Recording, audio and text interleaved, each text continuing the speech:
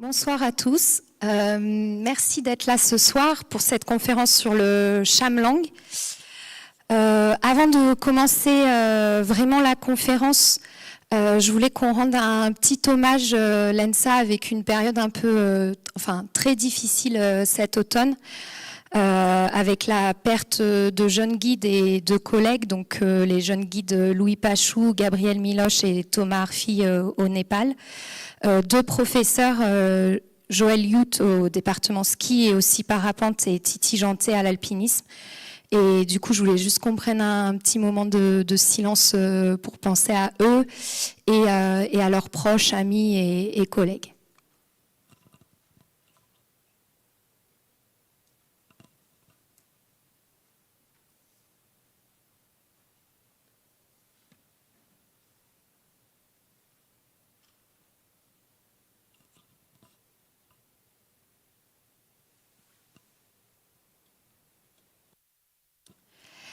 Mais on s'est dit aussi en préparant cette conférence que eux, les premiers, auraient aimé la partager et du coup, on l'a maintenue. Et je remercie vraiment les alpinistes qui sont là présents parce qu'eux aussi les connaissaient. Et voilà, de belles choses en montagne continuent à se faire et il faut en parler aussi. Du coup, on arrive au vif du sujet, le chamlang. Je vais laisser les alpinistes ici présents vous en parler. Moi, je vais juste vous les présenter succinctement. Donc, en plus, ils se sont placés dans l'ordre, c'est parfait. Aurélien Vessière, qui du coup, il y en a qui ça va résonner particulièrement puisqu'il est c'est un ancien élève de la Bicalif montagne du lycée Frison-Roche, et je sais qu'il y en a qui sont là ce soir, des jeunes du lycée. C'est un alpiniste très polyvalent, guide de haute montagne. Il a pas mal fait d'expéditions, puisque quelques sommets vierges au Pakistan. J'ai noté aussi la Patagonie, l'Alaska et une ouverture au Népal, au Lubutche East Peak, en rocher, un itinéraire côté ED. Donc, tu as quand même une bonne expérience des expéditions. Et un peu de parapente par-dessus tout, histoire de ne pas s'ennuyer. Ensuite, on passe à un peu plus les Alpes du Sud avec Benjamin Védrine, qui a des faits marquants et originaux. C'est un alpiniste qui va vite, qui aime aller vite. Vous avez peut-être entendu parler de lui avec un record sur la Meije, la traversée de la Meije en 4h38 aller-retour, la Grave. Il y a plusieurs enchaînements de face nord dans le massif de la Meije, du ski aussi dans la face sud. Et un autre fait marquant, c'est le Spaghetti Tour, c'est des 4000 en Italie qui ont été enchaînés en 9h18. Et pour donner un titre de comparaison, Ueli Steck à l'époque avait mis 14h35, donc là, faire tomber la moyenne sous les 10 heures, ça va vite. Benjamin, il a une grosse expérience aussi, notamment au chamlang, puisqu'il y était déjà allé, c'est la deuxième fois qu'il y retourne. Donc j'imagine que c'est une montagne qui te fascine. Pour y retourner, il faut être vraiment accro. Et enfin, Charles Duboulot, qui a un profil aussi très intéressant et même presque atypique, je dirais, parce que Charles, dès qu'il touche à quelque chose, ça se transforme en réussite et c'est souvent des gros morceaux. Quand il arrive du ski alpinisme, il a aussi passé le guide, mais pour vous donner un exemple, quand il se met au ski de pentraide, c'est le linceul, au Grand Joras qui est skié, donc c'est quand même un fait marquant. Quand il se met au solo, il fait la première répétition de la face nord des Drues. Et là, quand il part en expé, finalement, tu n'as pas une grosse expérience des expés, mais c'est tout de suite pour ouvrir un itinéraire d'envergure dans une face majeure au Népal. Donc, chapeau, à ce niveau-là, c'est pas de la chance puisque toutes ces disciplines te réussissent et il faut beaucoup d'engagement et de passion pour tout ça. Voilà, je tenais vraiment à les remercier tous les trois d'être ici. On peut les applaudir. Ouais, donc ça c'est toute l'expé. En fait, on était 6. Le chamlang pour Benj et moi, c'est venu un petit peu comme un cheveu sur la soupe au mois de septembre. En fait, on n'avait pas spécialement prévu de partir. En vue du contexte, on y reviendra un petit peu après, mais avec le contexte sanitaire, c'était compliqué. Et avec Binge, tous les deux, on se connaissait pas beaucoup. On avait grimpé cet été, on avait fait un enchaînement dans le massif du Mont Blanc de face en allant assez vite et on s'est rendu compte qu'on avait même façon de grimper et du coup que c'était intéressant pour nous de partir en expé. Et puis quand on a vu que des copains tentaient leur chance du côté du Chamlang et que ça semblait marcher, on s'est immédiatement joint à eux. Donc il y avait Damien Tomasi et Fanny Tomasi qui n'ont pas pu venir ce soir. Il y avait Simon Velfringer et Aurélien Vessière. Donc là c'était l'autre expé, ils étaient 4 et nous on s'est greffé vraiment au dernier moment sur cette expé. Donc voilà, on était 6. Ok, donc alors pour certains ça va peut-être enfoncer des portes ouvertes, pour d'autres ne connaissant pas ça va peut-être son intérêt. Donc le Chamlang c'est situé au Népal, donc c'est dans le parc du Barounse et du Makalu. C'est pas très loin pour situer assez facilement de l'Everest, c'est au sud-est de l'Everest. Donc voilà, là il y a Binge qui monte l'Everest et donc voilà, situé là-bas, c'est un sommet qui culmine à 7319 mètres.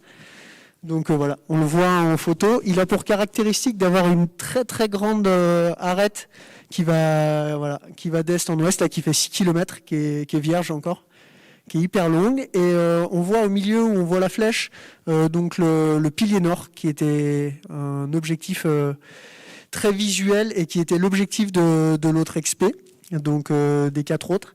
Et on voit à l'ombre, là au nord, la face nord qu'on a grimpé avec Binge, qui est ici. Voilà. Donc ça c'est pour présenter un peu le Chamlang. Et voilà, là il y a un autre angle de vue avec un peu les altitudes pour se rendre compte un peu de la taille. On voit très bien le pilier nord de nouveau. Et voilà. Moi, je vous parle rapidement de comment organiser une expédition au Népal avec une toute petite expérience. Et c'est plutôt à destination ce soir. Il y a les jeunes du lycée. Et du coup, on s'est dit que c'était important de dire 2 mots là-dessus. Il y en a peut-être qui seront intéressés plus tard. Et je me doute que dans la salle, il y en a plein qui sont assez calés. Mais pour redire 2 mots là-dessus, quand on part depuis la France pour aller au Népal, l'une des façons qu'on a de procéder, qui est assez courante, c'est de contacter une agence en fait, qui elle est au Népal et qui va pouvoir faire le lien avec l'ensemble des acteurs qui permettent d'organiser une expédition, qui sont donc les Sherpas, tout ce qui est l'accommodation sur place, l'hôtel, les taxis et tout ce qui permet de se rendre aux différents endroits. Ici, c'est notre contact qui s'appelle Pralad. C'est notre contact au sens où il y a pas mal d'expéditions françaises qui partent avec lui et du coup on est assez calé et lui il a le réseau et il connaît, il sait comment on fonctionne en France. Ici il y a une équipe en photo, donc c'est l'équipe de Sherpa qui a transporté donc l'ensemble des affaires depuis la fin des jeeps. Charles redit un mot sur les déplacements après, jusqu'au camp de base. Voilà, ça c'est du coup des personnes essentielles au déroulement d'une expédition. Et voilà. Qu'est-ce qu'on avait d'autre à dire? Voilà, on fait des devis avec ces agences-là. Et une agence comme celle-ci, en comprenant le permis pour ces sommets au-delà de 6500 mètres au Népal. En dessous, c'est des trekking peaks et au-dessus, c'est des sommets d'altitude. Et les permis pour grimper sur ces montagnes sont un petit peu différents. Dans tous les cas, c'est des sommets qui sont payants. C'est possible d'aller au Népal aussi sans permis, c'est d'autres pratiques, mais nous en tout cas on fonctionne pas comme ça. On avait un permis pour tous les sommets, donc on avait un permis pour le sommet d'acclimatation et on avait également un permis pour le Chamlang qu'on a partagé à 6. Et une expé comme ça vaut entre 4 000 € et entre 4 et 6 000 € pour des sommets à cette altitude-là. Voilà. Juste à diviser ou par personne? 4 à 6 000 €, c'est par personne. C'est par personne. Tout compris, avec les billets d'avion, voilà. C'est un budget. Ouais. Et au Népal, il y a 2 façon de procéder. Il y a de nombreuses vallées en fait où il y a des lodges jusqu'à très très haut et où du coup là tu peux te loger, manger, dormir. Ça correspond presque à un refuge français. Et puis sur d'autres montagnes, quand il n'y a pas de lodge, on monte un camp de base. Nous, c'était notre cas. Il y a déjà eu plusieurs expéditions au Chamlang, donc le camp de base était connu des Sherpas et de l'agence et de Binge qui avait déjà été là-bas en plus. Et donc nous, on a fonctionné en camp de base. Voilà. Et un petit mot, voilà, les 2 personnes qui sont là, ce sont été en plus des Sherpas, il y a un cook et un head cook qui sont donc les 2 personnes qui vont s'occuper de faire à manger pendant toute la durée du camp de base. On a passé 20 jours à peu près au camp de base et du coup on a partagé une vingtaine de journées avec eux. Alors, donc là, on va évoquer la période choisie et la période au niveau de l'automne pour nous, et puis la période un peu particulière qu'on traverse actuellement, qui est celle de la Covid. Donc, pour évoquer ça, on commence par dire pourquoi on part à l'automne. Alors, nous, on part à l'automne pour une raison simple, c'est qu'au Népal, l'été, on ne peut pas grimper. Il y a la mousson, donc il pleut tous les jours quasiment. Et ça met des cumuls de neige assez importants en altitude, comme on peut le voir là. Alors c'est plutôt bénéfique pour nous. Ça met beaucoup de neige.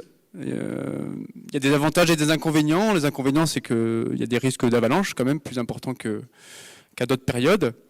Et l'avantage, par contre, c'est qu'on a des faces mixtes qui ont reçu beaucoup de neige et qui ont du coup des plaquages, des conditions de mixte souvent assez intéressantes. Pour le coup, là, c'était il y a 2 ans, par exemple, c'était en 2019. Alors, ça nous avait ralenti parce que dans l'acclimatation, c'était là exactement, parce qu'il y avait trop de neige en fait. Des fois, ça peut durer un peu plus longtemps que prévu la mousson. Souvent, ça s'arrête vers mi-septembre. Et là, c'était fin septembre, c'était un peu la queue de mousson, comme on l'appelle. Et donc, il y avait personne sur la montagne. Là, c'est sur le Mérapic. Voilà, donc ça c'est la période de l'automne au Népal. Et pour ajouter un petit mot, en fait, grosso modo, l'automne c'est bien pour les faces en dessous de 7000 mètres. Et le printemps c'est quand même plus souvent propice pour les ascensions au-dessus de 7000 mètres. Mais en dessous de 7000, le printemps c'est souvent très sec. Et on va le voir ensemble. Ça c'est la face est pour faire le pilier nord du Chamlang. Voilà. Donc c'est le pilier nord, il est juste au-dessus, ici. Et ça c'est la face est, donc on passe par là. C'est ce qu'avait du coup tenté Aurélien et son équipe. Et puis nous, on l'avait fait avec Nicolas Jean, on était arrivé là, voilà.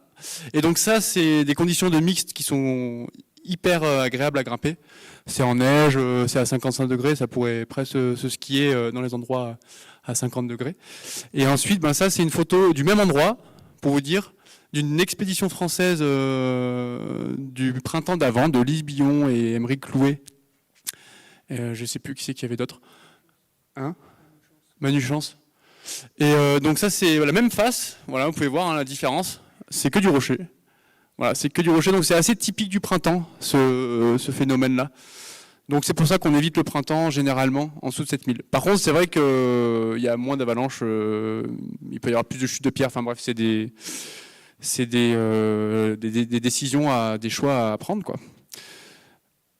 Et ça c'est pareil, c'est pour un exemple, en gros, voilà, c'est typique de ce qu'on peut trouver à l'automne, donc la neige qui a été un peu réchauffée, avec l'anticyclone qui se met en place, parce que j'ai oublié de le préciser, mais l'automne, il y a souvent des grandes périodes de beau temps, très stables. Et à l'inverse, au printemps, pareil, même expédition de nos collègues français. Une pente comme ça que nous, on avait tout en neige, eux, ils l'ont eu voilà, tout en glace, complètement en glace. Donc ça ralentit énormément l'évolution, quoi.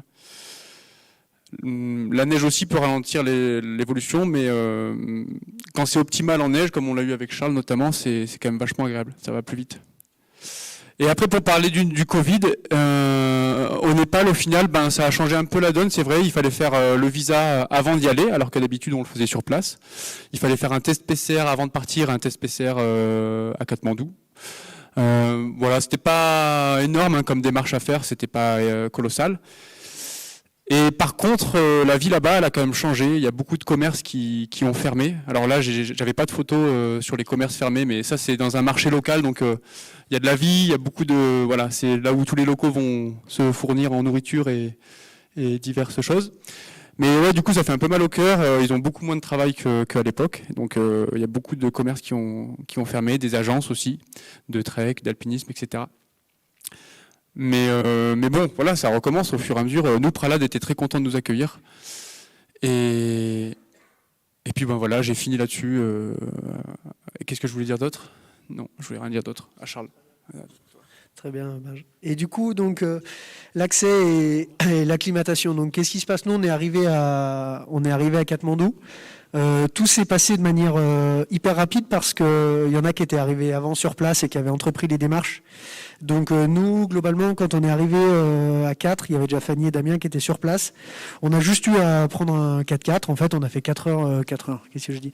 On a fait 16 heures de 4x4 un peu dans la brousse, quoi. Et donc ils nous ont posé et de là on a attaqué notre trek.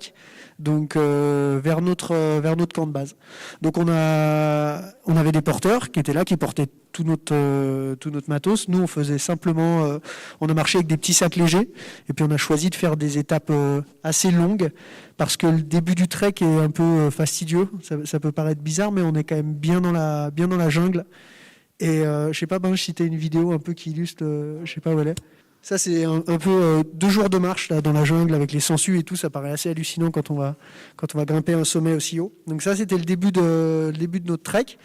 Juste un mot, parce que quand même, c'était plutôt Binge qui connaissait l'itinéraire. Et du coup, nous, on s'est quand même fait un petit peu avoir. Parce que les étapes qu'il avait prévues, nous, on s'en serait bien passé parfois. Voilà, c'est allé vite, mais du coup, c'était sur le format Binge, donc c'était des grosses étapes. Et voilà, donc, mais c'était efficace. Et donc après, on monte tout doucement. On est monté tout doucement à Tangnak, à Carré, jusqu'à... Donc voilà, ça c'est Carré. Donc on s'est arrêté à Tangnak avant à 4009. On a dû faire 2 jours. Et là, ouais, pour prendre le temps de se reposer, des grosses étapes que Binge nous avait faites. Puis de toute façon, on avait trop d'avance sur les porteurs. Et donc voilà. Donc là, on s'est arrêté à Carré. Carré, c'est 4009, ouais. 4009, ouais. 4009, ok, c'est Tangnak. Okay, donc ça, c'est à 4009. On s'est arrêté un petit peu. Et suite à ça, une fois que les porteurs nous ont rejoints, nous ont posé notre matos, et ben on a commencé à s'acclimater sur un sommet qui s'appelle le Merapic. Donc c'est un sommet qui monte à 6004, qui est hyper plat. Et en gros, c'est un gros glacier tout plat là, qui a vraiment aucune difficulté, qui monte à 6004. Et du coup, ça en fait un peu leur... alors j'exagère, mais leur Mont Blanc, quoi. Il y a du monde là sur place. Donc nous, on a eu de la chance, c'est qu'on s'est acclimaté dans une période où il faisait pas beau. Donc il neigeait beaucoup et il faisait vraiment pas beau, donc il y avait personne. Donc ça, c'était chouette. Et donc on a passé nos 5 jours d'acclimatation là sur le Merapic. Donc on faisait des petits paliers pour s'habituer un petit peu à l'altitude. Les 2 qui sont là, ils étaient hyper bien et moi j'étais malade, comme ce qui peut arriver un peu à la clim. J'étais vraiment malade, j'étais pas très bien. Et donc c'était un peu l'enfer pour moi là, ces 5 journées. Mais voilà, donc on a passé 5 jours sur le Merapic à s'acclimater. En descendant, il faisait, voilà, ça c'est au sommet du Merapic à 6004 là. On a passé une grosse journée et demie. Un tout petit mot pour remercier, même s'il n'est pas là, Paul Robac, qui nous a filé quand même un coup de main. On a échangé avec lui sur des questions d'acclimatation. Voilà. Juste, Paul Robac, qui est ici à l'ENSA et qui est professeur et aussi chercheur sur les questions de haute altitude et d'acclimatation. Parce que juste un petit mot aussi, c'est que c'est hyper compliqué en fait de s'acclimater et d'avoir. On a chacun son organisme et il réagit différemment. Et donc dans un groupe, il y a beaucoup de contrastes. Donc une nuit, tout le monde peut se sentir bien sauf Charles, et puis l'autre nuit, ça peut être l'inverse. Donc c'est pas évident, voilà, de prendre des décisions ensemble pour savoir à peu près à quel endroit on va dormir le prochain jour, par exemple. Et on était un gros groupe, ouais. Donc il y avait beaucoup de différences, ouais. Après, on respecte quand même des paliers en tout cas, nous, ce qu'on a fait, c'était 400 mètres max de dénivelé par jour. On ne montait pas plus de 400 mètres par jour. En gros, pour ceux qui sont intéressés, on a fait une nuit à 5006. Après, on a fait 2 nuits à 6000 mètres, à peu près. c'était un peu imposé par la météo, donc à chaque fois il faut s'adapter à ce qu'on a comme météo. Et puis on a fait une nuit, donc c'est celle-ci, à 6400 mètres, 6450 et des brouettes, enfin dans ces eaux-là, quoi. Et dans l'absolu, il aurait été peut-être mieux de faire encore une deuxième nuit, mais en fait, il y a une notion qu'on n'a pas forcément quand on est au chaud chez nous comme ça, c'est que c'est hyper inconfortable, c'est pas très agréable. Donc, le fait de réduire un peu le temps d'acclimatation, ça fait qu'on va plus vite au camp de base et on va plus vite dans les alpages, et voilà, ça réduit un peu l'inconfort. Moi, juste pour vous donner une indication, là-haut, moi, je comptais les heures, j'étais hyper mal, je vomissais, j'avais des nausées. Et en fait, tu es obligé de te forcer à l'inactivité. En plus, quand tu aimes bien bouger, c'est pas... Donc voilà. Là, on a l'air tous tout bien, mais en fait, c'est trompeur. Ouais, parce qu'en fait, on passe la journée entière dans la tente. Il y en a qui vont un petit peu marcher. Mais sinon, le principe, c'est quand même de ce que nous a dit confirmé Paul Roback. Voilà, c'est qu'il faut être le plus reposé possible pour que notre corps s'habitue et produise des globules rouges de manière optimale, quoi. Donc là, on joue aux cartes. Et juste après, pour finir, après la clim, on s'est rendu au camp de base par une petite journée de marche. Donc voilà, après on s'est rendu à notre camp de base, là, vous avez vu, là, qui était dans des belles prairies. Et voilà, il y avait les cooks qui nous attendaient déjà. Donc voilà, on a juste eu à monter nos tentes. Et en fait, avec Binge, d'ailleurs, les deux expés, vu qu'il y a un créneau qui arrivait juste derrière, on s'est préparé, on a un peu sauté sur l'occasion, ça s'est enchaîné assez vite après ça. Alors, les ascensions. Donc là, on va parler de l'historique vite fait du Chamlang, parce que c'est assez intéressant, notamment une partie avec Doug Scott. Alors là, le Chamlang, il a été gravi pour la première fois par cette arête, cette longue arête sud. Elle a été gravie en style himalayen, donc avec plein de cordes fixes. Il y avait 1000 mètres de cordes fixes. C'est une équipe de Japonais. Donc il y a eu là-haut au sommet, il y a eu un Japonais et un Sherpa pour le coup. Ah oui, d'ailleurs, ça me fait penser tout à l'heure, pour rectifier, parce qu'il y a des connaisseurs dans la salle, on a dit une équipe de Sherpas pour porter nos affaires, mais en fait, ils ne sont pas tous Sherpas. C'est-à-dire qu'il y a d'autres ethnies. Et maintenant, les Sherpas, c'est comme si nous, on disait des Hauts-Alpins ou des Chamoniards. C'est des gens qui vivent dans une vallée, le Khumbu, entre autres. Pas que, hein. Et donc ces gens-là, souvent maintenant, ils sont plus porteurs, ils sont souvent gérants de lodge, etc., etc. Et donc il y a des porteurs qui sont du plat pays, on va dire, du terrail, tout ça. Et eux, ils ont des problèmes d'acclimatation comme nous, en fait. Enfin, c'était juste une petite parenthèse pour dire qu'en gros, les porteurs pouvaient avoir des gros soucis liés à l'altitude. Je reviens du coup à l'historique. Donc là, arête sud. Cette arête, elle a été tentée aussi par Émeric Louet et Patrick Vagnon en style alpin. Je crois qu'ils se sont arrêtés par là, il me semble, dans ces eaux-là. Il y avait trop de vent, trop de neige sans cohésion, et puis c'était le 7e jour, je crois, qui brassait un peu dans la neige. Du coup, 7e jour, ils ont fait demi-tour. Et ensuite, l'arête ouest, donc c'est celle-ci, pour vous montrer. Alors, c'est pas vraiment l'arête ouest, parce qu'après, elle prend la face sud-ouest, comme ça, au plus facile. C'est ce qu'on a utilisé avec Charles à la descente. Et ça a été gravi en premier en 86. Voilà, par une équipe de Japonais également. Et là, voilà, je voulais juste faire une petite parenthèse sur, en gros, ce que vous voyez là, 1980-1984, ça fait référence à 2 expéditions où il y avait à chaque fois Doug Scott. En fait, Doug Scott, le camp de base était en dessous, là, dans cette vallée, et il se préparait pour le Makalu. À l'époque, il partait souvent 3 mois, voire un peu plus. Et là, ils étaient, donc c'était en 81, la première expédition. Il était avec Messner, Reinhold Messner. Donc son but, c'était a priori, c'est pas très clair, mais il semble que c'était de monter justement à ce sommet-là, qui est le haut du pilier nord. Et donc ils étaient avec toute leur famille. Il y avait la femme de Reinhold et il y avait le fils notamment de Doug Scott et sa femme aussi. Et donc ils sont montés, voilà, avec un Sherpa. Ils sont montés sur cette arête. Là, ils sont arrivés a priori à ce sommet. Alors, c'est pas très clair, hein. Mais en gros, ouais, ils n'ont pas atteint l'objectif initial. Ils sont redescendus. Et pour la petite histoire, donc là, c'était avec Reinhold Messner. La femme de Reinhold, elle était enceinte à ce moment-là. Elle était enceinte, elle avait fait tout l'approche camp de base, etc. Et elle a accouché à Katmandou. Voilà. À la toute fin du trek, elle a pu faire 3 jours, je ne sais plus combien de jours de marche, et puis elle a accouché à Katmandou. Donc Reinhold n'a pas pu faire le Makalu parce qu'il s'est senti dans l'obligation de rejoindre sa femme, bizarrement. Donc il a su faire les bons sacrifices, semble-t-il. Et ensuite, notre ami Doug Scott, lui, je crois qu'il n'a pas réussi le McCabe, donc il est revenu en 84 cette fois-ci avec son fils. Et du coup, ils ont tenté la grande traversée. Ils voulaient faire la grande traversée intégrale comme ça, avec son fils. Et puis il y avait Jean Afanassiev et un Sherpa. Donc ils étaient 4 en tout. Et ils partent comme ça en 84 avec le matos un peu rudimentaire. Alors il y a des images, on peut les voir. Il y a quelques images, hein, mais je les ai trouvées sur YouTube. Alors c'est pas des images de qualité de ouf, mais c'est un film sur Doug Scott. Ouais, on voit pas grand chose, mais bon.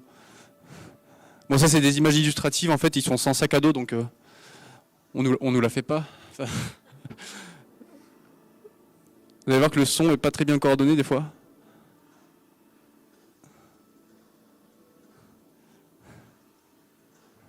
Mais bon, c'était quand même le matériel qu'ils utilisaient.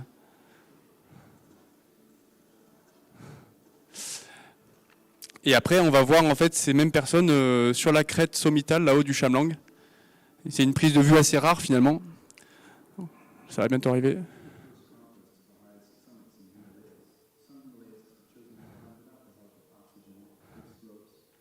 Voilà, là c'est sur l'arête sommitale, là. Avec plein de corniches. Et là, ouais, donc on voit le haut du Pied Nord ici. Et puis après, on voit l'Amas d'Ablan ici, Lungkuchuli, le Choyu, et puis l'Unduptse, et l'Otse. Et puis toute notre équipe. Et en fait, la petite histoire, c'est qu'ils ont vu un ovni sur le Chamlang, Doug Scott et Messner. Et voilà, ils ont vu un objet non identifié. Et ils en ont fait vraiment toute une... je reviens un petit peu. Quand ils étaient là-haut, en gros, ils ont vu un ovni, ouais. Et il y a eu plusieurs équipes le même jour qui ont vu cet ovni. Et du coup, il y a eu des journaux, des articles sur les journaux chinois et népalais, voilà, pour la petite histoire. Je dis ça parce que Marek, qui a fait l'ascension de la face nord-ouest ici, il a appelé sa voie UFO Line, et c'est en fait en rapport à ça. Voilà, c'est la petite anecdote. C'est à qui...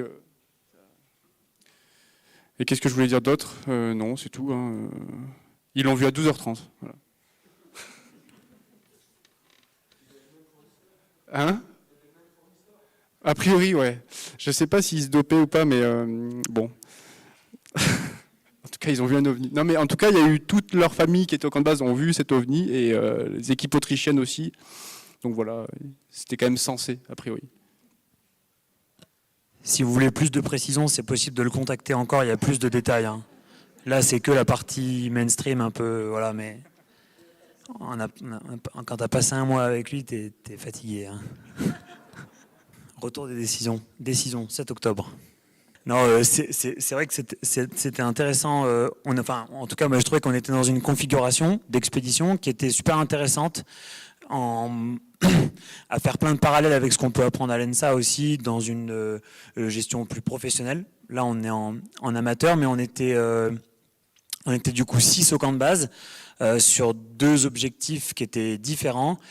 Et on a tout le temps alterné en fait entre des moments où on se guronzait les uns les autres et puis devoir gérer avec les comportements voilà, des sentiments de certaines personnes où certains avaient plus envie d'y aller ce jour-là, d'autres le lendemain, puis il y a des peurs, il y a des doutes, et donc du coup c'était quand même assez intéressant c'est quand même assez intéressant de débriefer là-dessus, sur ce qui nous est arrivé, sur les outils d'aide à la décision. Alors c'est pas le sourire de Binge, c'est bien le petit appareil orange.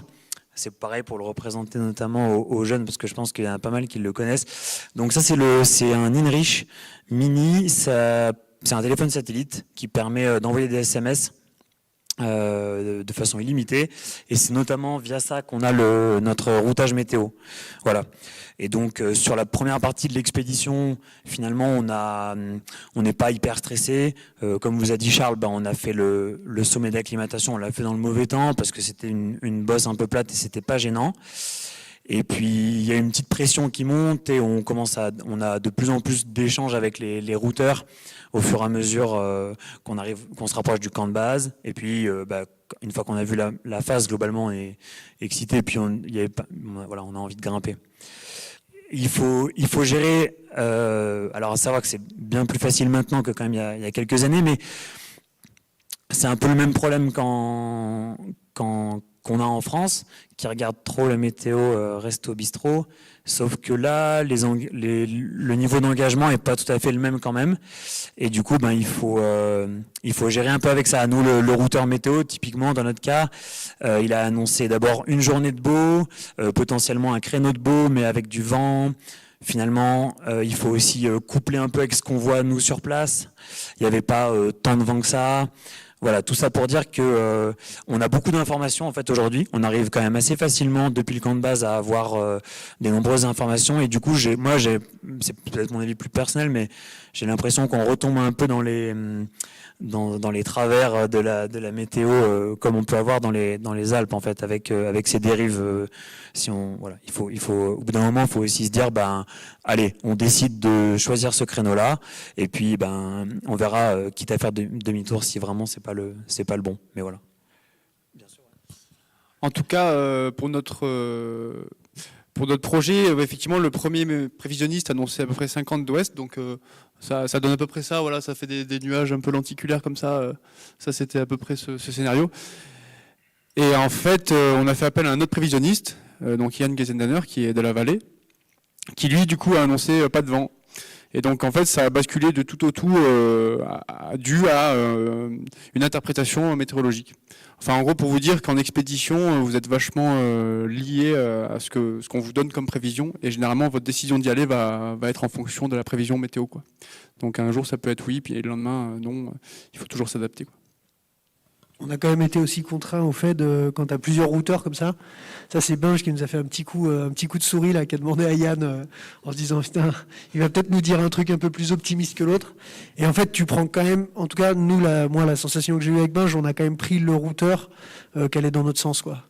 Et on s'est dit, parce que tu as des infos et si vraiment tu as envie d'y aller, tu t'écoutes ce que tu as envie d'entendre, quoi. Oui, c'est vrai.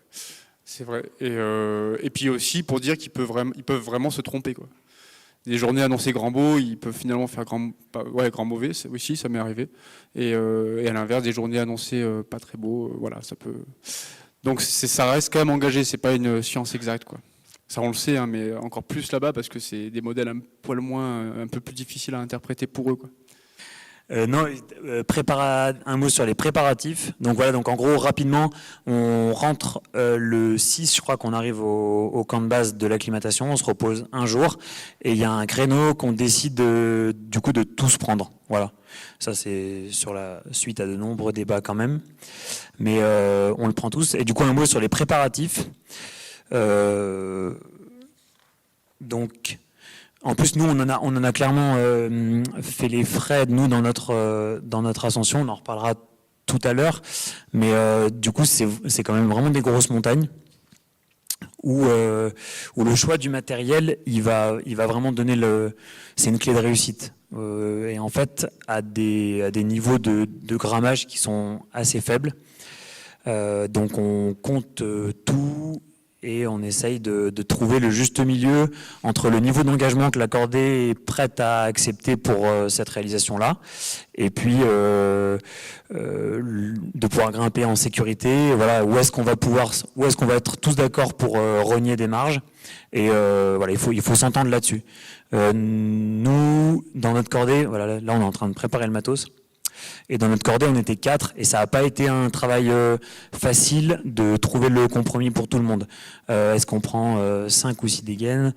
Eh ben, en France, on le fait déjà un petit peu. Et bon, ça peut jouer ou pas, mais en tout cas, moi j'ai vraiment l'impression que là-bas, ça fait une vraie différence.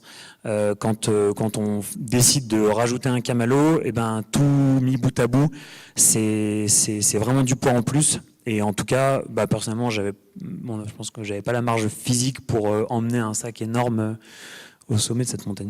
Voilà. Ouais, puis c'est une nourriture assez spécifique qui est pas forcément la même qu'ici aussi, parce qu'on peut pas ingérer les mêmes choses en altitude. Généralement, on a du mal, hein. Donc on prend des trucs un peu liquides, un peu sucrés, généralement.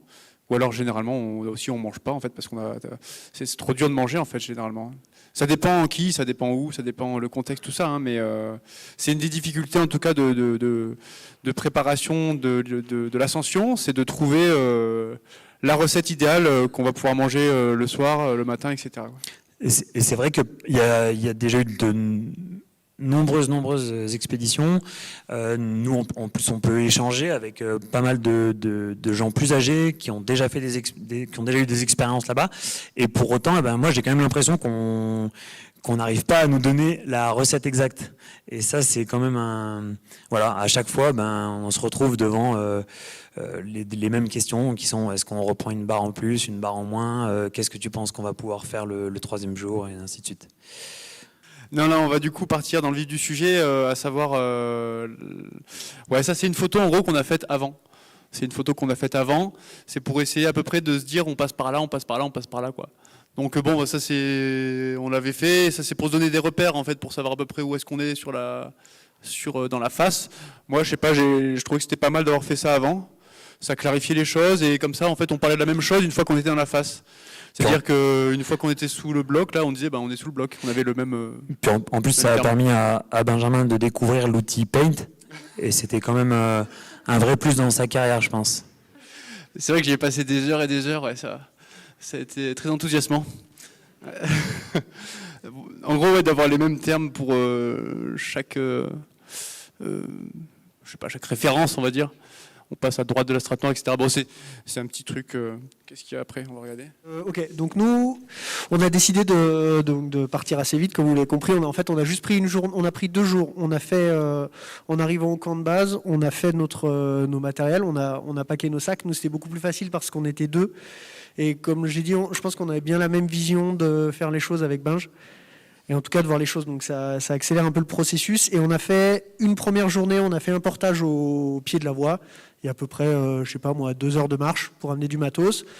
On est revenu pour s'imprégner un petit peu de la face. Et une deuxième journée, on a refait un portage et on est allé tout en bas de la face à l'Arimet parce qu'on ne savait pas vraiment si la neige qu'on avait en face de nous, elle était ce qu'on appelle quick, c'est-à-dire que le piolet, qu'elle est agréable à grimper, ou si c'est vraiment de la poudreuse. C'était hyper dur à dire. Donc on est allé voir un petit peu, je pense, pour se rassurer, un genre d'immersion, quoi. Ça nous a pris une journée, on a fait un aller-retour.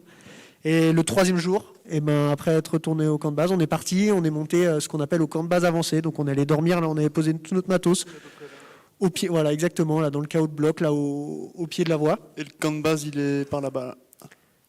Voilà, le camp de base qui est derrière les nuages, le camp de base avancé, il est dans les blocs à côté du lac. Donc ça, c'est toute l'approche. Et puis après, le 3e jour, on est parti dans la phase. Donc ça a son avantage, c'est que ça fait tout de suite descendre un peu de stress. Et c'est aussi l'inconvénient je pense, on était reposé, mais on n'avait pas non plus passé une semaine au camp de base, à se reposer, à bien manger, à bien se refaire de la clim. Donc on est parti vraiment tout de suite. On a sauté sur ce créneau. Bon, il s'avérera qu'on a bien fait, mais voilà. Donc la première journée, donc on est parti de 5005. On est monté jusqu'à 6004, on a fait une énorme journée, en tout cas nous concernant. Là, on avait prévu de faire une énorme journée et de toute façon, elle était un petit peu imposée parce qu'il n'y avait vraiment pas de zone de bivouac. Tout était assez raide, en glace ou en cailloux, et donc il n'y avait pas moyen de terrasser. Voilà, ce que vous voyez là, c'est quand même vraiment de la glace, ça se broche, hein, on voit les broches et tout ça. Donc voilà, donc il n'y avait pas de zone de bivouac, donc là on n'avait pas le choix que d'aller vite et que d'aller haut. Donc ça fait vraiment une première grosse étape, 900 mètres dans la journée, là on s'est mis une sacrée décharge. Et voilà, et en fait on a tout de suite souffert un peu de ce qu'on appelle des spin drifts, là vous allez voir là sur la vidéo. Et c'était un peu... finalement c'était en continu, on a passé la... Ouais, c'est les spin drifts. On a passé quasiment 3 jours là, un peu avec les capuches sur la tête. Alors, ce qui se passe quand on sort les appareils photo ou la GoPro, c'est que généralement ça coule pas trop. Parce que voilà, tu sors quand il y a un peu une accalmie.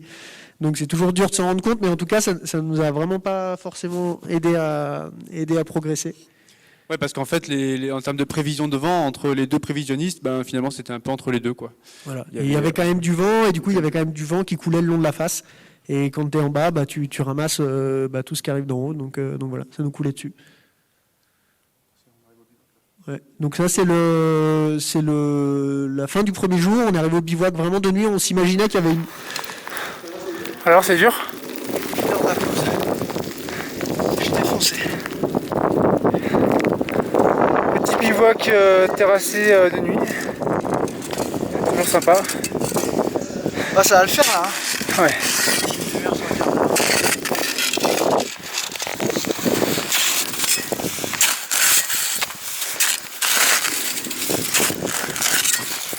Des super qualités de vidéo qu'on est capable de faire, c'est vraiment moche. Mais en fait, c'est juste pour vous donner une idée, c'est que là, on s'imaginait arriver vraiment dans une bonne pente de neige. Et en fait, on est arrivé dans une pente qui était, en fait, où la glace était présente hyper vite. Donc, on voit que la tente, elle est à moitié posée là. Et en fait, c'était beaucoup plus compliqué pour terrasser que ce qu'on imaginait. Et la nuit, on pensait que ça allait se calmer un petit peu. Et c'est là où on a vraiment le plus souffert des spin drifts de nouveau. Ça. Ouais, puis pour refaire écho à ce que tu disais Aurélien sur le matériel, c'est que pour le coup on n'a qu'une seule pelle et c'est une pelle qui est light, donc avec un manche, il était en carbone. Il est en carbone, donc si on la pète, voilà, on n'a plus de pelle derrière. Donc on peut faire avec le piolet un peu, c'est ce que fait généralement le deuxième, mais c'est assez fondamental de faire attention à qu'est-ce qu'on pète, quoi, s'il y a de la glace, des cailloux, etc. Après, on était quand même suffisamment rincés pour pas pelleter trop vite. Hein. Oui. Vraiment, donc voilà, ça c'est le bivouac le matin. Benj, t'as bien dormi? Ouais. Dans le vide? Enfin ouais. Pas ouf. Ouais, t'as dormi quoi. Là il faut décider un peu qui se met à droite ou à gauche quoi. Voilà. C'est un peu Shifumi du soir. Notre emplacement de bivouac pour la nuit, on a terrassé. Donc là on l'amarre en fait un peu de part et d'autre.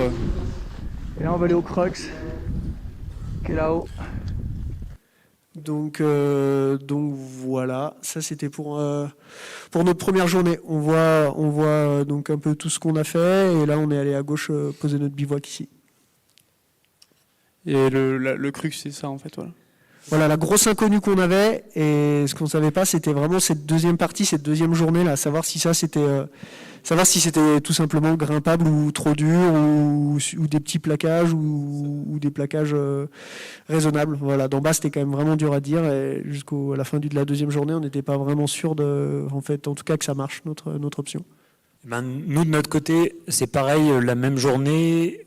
Nous on décide d'aller voir le pilier, donc il y a quand même 7 km de marche pour aller jusqu'au pied. Pour le coup, nous on avait beaucoup d'infos. C'est un pilier qui a été tenté, on était la 5e expédition, je crois, et 5e expédition française, hein, il me semble. En tout cas, on avait déjà de nombreuses informations en fait, à la différence de ce qu'ils ont pu faire. Et donc on a été repérer le pilier, on avait beaucoup de doutes la première journée, parce que vous avez vu du coup la configuration c'est pas la même. Et autant je pense que dans la face nord, la neige qui coule, il y avait eu pas mal c'était une face qui avait l'air nettoyée. Et nous, on avait pas mal de questions sur des champignons de neige qui étaient donc sur les flancs du pilier là. C'est une ascension qui est assez complexe à comprendre parce qu'en fait il y a d'abord une petite facette nord qu'on voit sur cette photo là et puis ensuite il y a un replat glacier juste au-dessus de cette première partie qui fait 250 mètres, 300 mètres et ensuite il y a l'accès que je vous ai montré tout à l'heure avec la comparaison des deux conditions d'enneigement qui permet d'accéder véritablement sur le pilier nord en fait. Et donc nous voilà, on a eu pas mal de doutes en allant repérer une première journée, on est revenu au camp de base et eux ils nous ont donné l'information qu'ils avaient trouvé de la neige quick dans leur face. Du coup on a décidé de tenter, on s'est reposé un jour de plus qu'eux. Et en gros, quand eux, ils ont commencé de grimper, nous, on a fait une journée depuis le camp de base où on est monté et où on a fait la facette nord, donc qui était en photo juste avant. Ouais, voilà. c'est ce qu'ils avaient eu en glace, les collègues tout à l'heure. Donc nous, on était pour le coup dans des très bonnes conditions sur cette première journée. Et là, on est donc sur le replat glacier qui est juste avant d'attaquer le pilier nord où on a fait notre premier bivouac. Là, on peut voir notre ami Doug Scott, il était passé par là en 33, en 84. Et déjà, nous, quand on arrive là, on s'est un peu tous rendu compte sans se le dire qu'on avait fait un peu des boulettes sur le matériel. et que notre stratégie, elle nous avait déjà quand même bien amoché pour une première journée. On était 4, donc ça force à porter 2 tentes, on avait tout en double, les réchauds, voilà, on avait fonctionné à 2 cordées indépendantes. Et dans notre stratégie aussi, on n'a pas accepté de se dire qu'on allait forcément sortir par le haut, et donc on avait tout le matériel pour redescendre en rappel dans la voie. Et au final, ça c'est mon avis personnel, hein, les 3 autres collègues sont pas là, donc peut-être ça aurait un avis différent, mais j'ai l'impression qu'on s'est gouré et que c'est des voies qui demandent un engagement qui est un poil plus élevé que celui qu'on avait peut-être nous en tout cas décidé à 4, et que on avait des sacs très gros quand même. Voilà. Comment ? Ouais, la question c'est qu'est-ce qu'on n'aurait pas pris. Et ben, du coup, c'est ce que je disais. Je pense que, à mon avis, accepter de faire vraiment une retraite sans matériel, enfin, ou vraiment avec du matériel d'appoint, quoi, ça nous aurait enlevé vraiment des kilos, je pense là. Enfin, au moins un ou plusieurs kilos. Et je pense que ça, c'est quand même une clé pour ces ascensions-là. J'ai l'impression que le demi-tour, sans qu'il soit impossible, s'il est anticipé, à mon avis, c'est compliqué. Donc là, on a vu le premier jour, c'était le dimanche. C'est la même chose pour les 2 cordées. Hein. Et donc là, on voit le jour 2. Donc nous, on part de 6004. Ouais, c'était le jour 1, c'est ça. 6004 pour ne faire que finalement 300 mètres parce qu'il s'agissait de la section la plus difficile. Donc en gros, depuis le bivouac, on redescend avec un rappel pour se mettre dans l'axe des difficultés. Et puis après, ben là, on a fait toute cette section-là. Qu'est-ce qu'il y a après ? Je vais regarder. Ouais, donc ça, c'est les premières longueurs. Donc c'est des longueurs en très bonne glace. Avec juste là pour votre info, ils ont incliné l'appareil photo en fait. C'est une technique qu'on utilise aussi dans les Alpes. Ça marche hyper bien. Oui, on va y revenir tout à l'heure. Donc là, voilà, c'est de la bonne glace bien protégeable qui va nous amener du coup au pied du crux. Alors bon, je reviens un peu en arrière parce que en gros, à la base, on devait passer par la dépression principale ici. Voilà. Moi, je m'y suis engagé en tête à cet endroit-là précisément. Et en fait, au fur et à mesure que j'avançais, je me rendais compte qu'il y avait des gros surplombs à passer en rocher, avec de la glace fine à droite, à gauche. Enfin, ça paraissait compliqué. Donc du coup, je suis redescendu en rappel sur une lunule. Voilà, je suis redescendu au niveau de Charles, à peu près ici. Et on a décidé du coup qu'on faisait le plan B. Et le plan B, du coup, c'était cette langue de neige. Alors nous, on ne savait pas si c'était de la neige sans cohésion ou la neige quick, qui est en fait créée par les vents. Par le vent, pourquoi ? Parce qu'en fait, la neige s'écoule comme ça, et avec le vent, ça se tire en diagonale. Et du coup, ça a créé ce rideau là de glace qu'on va voir, qui est celui-ci. Et en fait, du coup, c'était plutôt bien.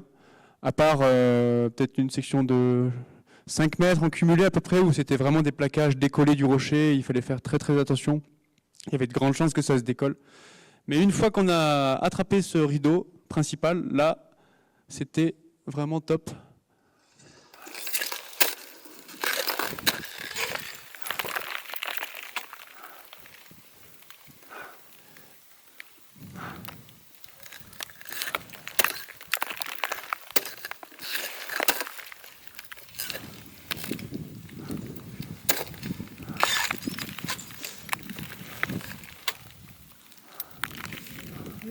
Voilà, j'ai laissé filer la vidéo.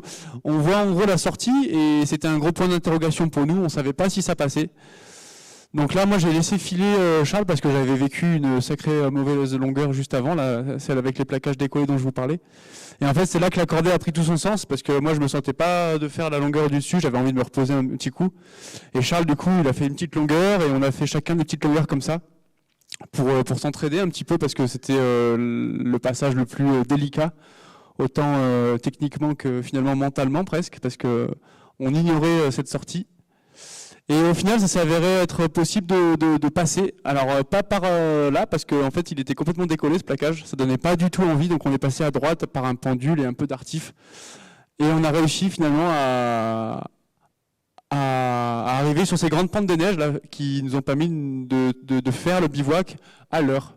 Parce que la veille, en fait, on l'a fait de nuit, c'était pas très agréable, alors que là, on a pu le faire avec un petit peu de soleil. Bon, pour autant, la limite, elle est vraiment là. Nous, le bivouac, on l'a fait là, malheureusement. On n'a pas pu avoir la lumière du soir. Et donc là, du coup, on a fait ce bivouac à 6007. Voilà. Et nous, vas-y, mets peut-être direct la photo suivante. Et nous, voilà, ça c'est du coup le glacier où on a dormi, et puis la facette nord qui donne accès en fait derrière aux longueurs dures en fait, qui sont les longueurs du pilier derrière. Et en partant le matin, et ben on a, voilà, ça c'est les différentes tentatives. Voilà, c'est l'accès à gauche et puis les longueurs au-dessus. Et du coup, on n'en a pas vu grand-chose, puisque d'un commun accord, on a fait demi-tour légèrement au niveau de l'Arimé. En fait, on est arrivé là et on cassait de la croûte épaisse qui ressemblait à une plaque avant, enfin une plaque avant qu'on connaît un peu ici. Et donc, du coup, on a d'un commun accord fait demi-tour à cet endroit-là. Comme je vous ai dit tout à l'heure, moi je pense que c'est un élément qu'on a pris en compte de manière commune, mais voilà, je pense que le matériel qu'on avait, la stratégie qu'on avait était peut-être pas forcément la bonne, et je suis pas certain qu'on ait pu qu'on soit allé beaucoup plus loin avec la stratégie qu'on avait. Ouais, en gros, ça c'est pour montrer un peu, de la même manière que tout à l'heure, on avait tracé ensemble à peu près l'itinéraire envisagé. Ça ne suit pas forcément le fil parce que là, il y a un énorme dévers. Et du coup, il était semblable que ça puisse passer en diagonale comme ça pour rejoindre la crête qui, elle, est souvent exposée au vent, quoi. Donc, votre projet, Aurel, c'était d'arriver où à peu près pour le bivouac On voulait bivouaquer en dessous de 4+, M4+. Vers là. Ouais, c'est ça. Et ensuite faire une journée, du coup, qu'on pense être le crux, jusqu'à l'arête. Ah non, jusqu'à l'arête. Ouais. Jusqu'à l'arête, et ensuite sortir. Ensuite sortir, et du coup, là, il y avait une décision à prendre, on ne savait pas trop. Un point d'interrogation là-haut. Ouais. Soit sur le fil, soit à droite dans la neige. Avantage, inconvénient. Et après, il y avait aussi la décision aller-retour ou traverser, ouais. Parce qu'en fait, là, c'est une antécime, c'est le sommet 7240, mais c'est pas vraiment un sommet. Chez nous, dans les Alpes, ça le serait sûrement. Mais en gros, en Himalaya, là, il n'y a pas les mêmes définitions de sommet en fonction des proéminences. Par exemple, le sommet est du Chamlang, qui est à 7003 quasiment, il a 250 mètres de proéminence et c'est pas un sommet, voilà, officiellement. C'est juste une antécime du Chamlang principal. Et la décision pour Aurel s'accorder, Aurel, c'était ça, hein, de savoir si vous faisiez... Et voilà, de faire cette partie-là, ça paraît anodin, mais en fait, vu que c'est très haut en altitude et que c'est exposé au vent notamment, ça peut quand même être une section qui puisse être pas facile à franchir. Voilà, ça c'est une photo du matin, et dans notre prise de décision, il y a aussi que on voit pas, mais sur la gauche, en fait, tous les autres cônes des autres rimés, ils étaient à peu près dans cet état-là, où il y avait eu des départs visibles. Voilà, on n'était pas en confiance à cet endroit-là. Et du coup, on a fait une belle sieste sur le plat du glacier. Ah ouais, il y a quand même la suite. Vas-y, tu peux dérouler du coup. Et du coup, on avait tout le matériel et on était là-haut. Donc le glacier où on se repose, il est juste là. Et on a décidé de partir sur un plan B, qui est du coup l'arête de Longkouchouli.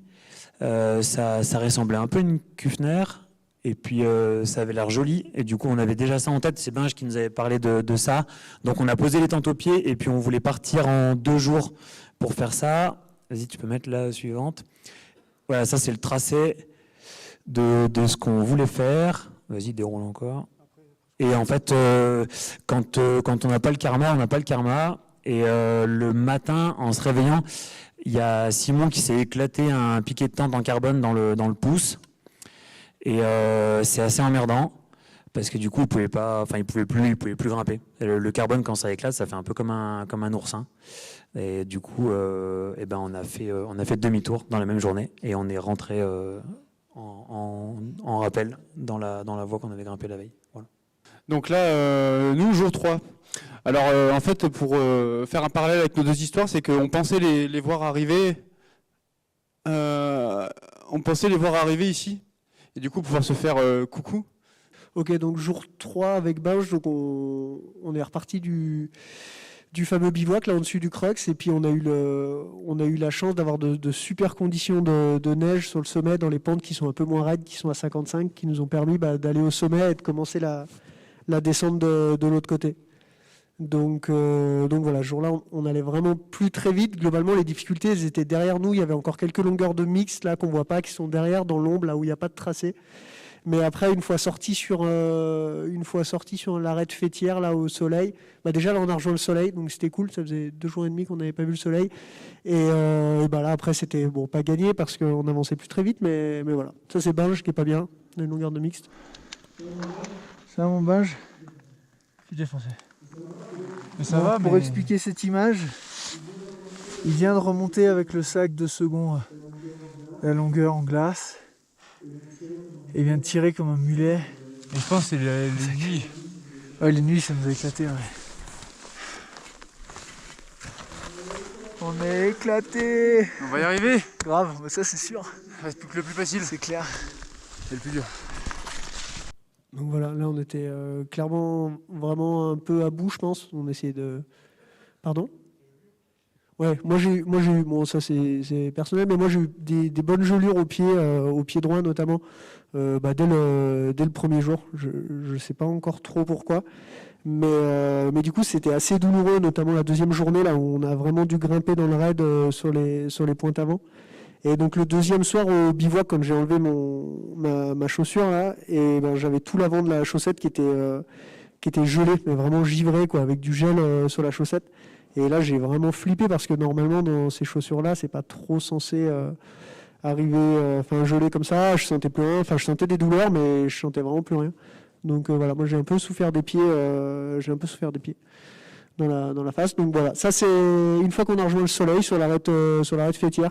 Et les connaisseurs ils verront que les conditions de neige sont juste optimales. On n'enfonce pas beaucoup, il n'y a pas de sucre. C'est génial. On avance bien, on avance vite. Donc vite.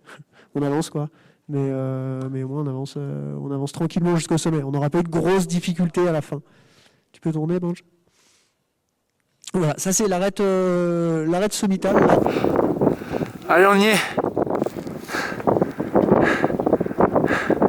On est au sommet bientôt. Je suis dans 5 mètres. Charles un peu plus. Allez, faut qu'il y arrive. Faut qu'il y parvienne et après c'est bon, c'est la descente. S'il arrive là, eh ben, le plus gros est fait. Après c'est de la descente. Allez Charles, hein. Allez, hein.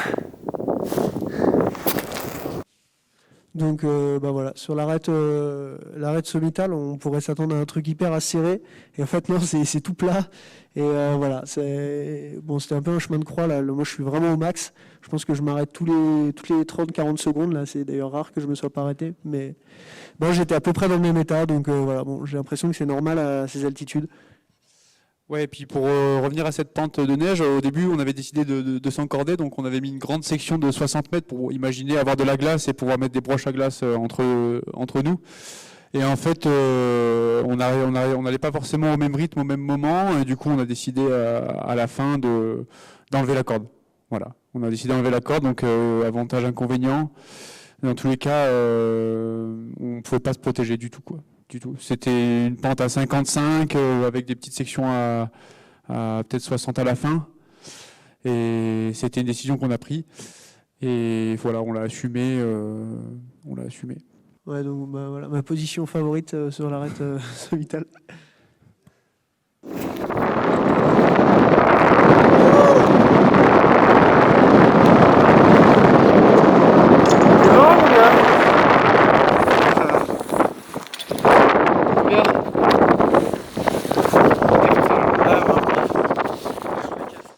Donc ça c'était au sommet. Ouais, vas-y Charles. Non, Et vous pouvez vous apercevoir du coup qu'il y avait quand même du vent. Il y avait à peu près 35-40 de vent finalement, ce qui n'était pas négligeable. Et en face nord, on était complètement à l'abri du vent. Ce qui n'était pas négligeable non plus parce que l'isotherme était assez bas pour là-bas. Il était à 4008 et nous on grimpait à l'ombre à 6004 dans ces eaux-là. Donc c'est un isotherme qui est plutôt bas. D'habitude, En 2019, on partait avec des ISO à 5006, 5007, même 6000 mètres. Et donc si on avait eu 35 km/h de vent dans la face nord, ça n'aurait pas été du tout la même, quoi. On aurait pu avoir beaucoup plus froid avec le ressenti du vent, quoi. Donc là, il y a une deuxième vidéo du sommet. Le Makalu, toutes les énormes montagnes. Ketchenjunga là-bas, non? Ouais. Mon pote, ben, je l'ai bien géré. Parce que moi, je l'ai bien défoncé. Cette fin d'ascension, j'ai ramassé. J'ai ramassé. Et je suis venu pour ça. Wouh! Je pense qu'on a perdu 10 kilos là.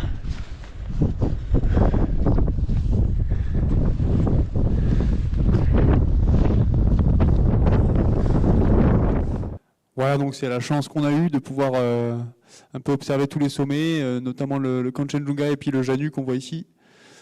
Et c'était top comme arrivée sommitale, quoi.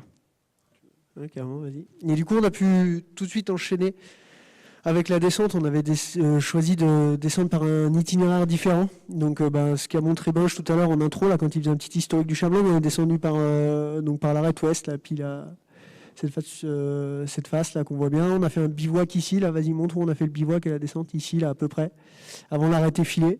Et voilà, donc il faut, en tout cas, on était au sommet, on a eu froid là, clairement pendant 3 jours, et dès qu'on est passé dans la face ouest, là, il y avait vraiment plus de vent. Et là, en fait, c'est le delta de température. Moi, je n'imaginais pas qu'à cette altitude, on pouvait avoir un delta de température aussi important. Et là, on était en polaire, on suffoquait, quoi. Vraiment, là, au soleil, c'était impressionnant. Donc, on a tout désescaladé en solo. C'est pas du tout dur, hein. C'est des pentes de neige. Là, on désescalade face à la pente.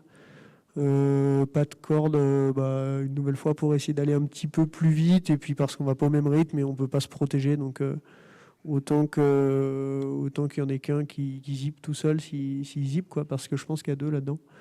Voilà, donc on a posé un petit bivouac et puis on a fini de descendre cette arête le lendemain. Parce qu'en gros, habituellement, les expés un peu classiques, si vous descendez par le même itinéraire, vous faites ce qu'on appelle le summit push, en étant léger, c'est-à-dire que vous laissez la tente, vous laissez le matériel que vous n'utiliserez pas. Pour nous, on aurait pu laisser, on aurait pu laisser pas mal de choses, non? On a laissé un peu de matos quand même. On retourne le chercher, mais on a laissé un peu de matos pour s'alléger. Et on a laissé une corde notamment. Est-ce qu'on a laissé des freins?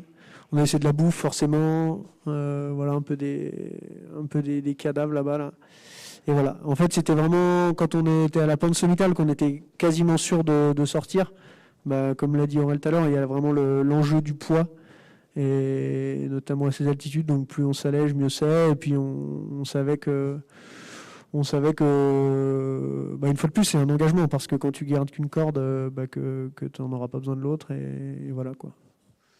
Mais ouais, c'est une prise de décision que peut-être certains n'auraient pas prise vis-à-vis de l'éthique, de laisser ou non du matériel. Bon, voilà, nous on a pris la décision sur le terrain, on l'aurait pas prise en étant assis sur le sofa, hein, pareil, je pense.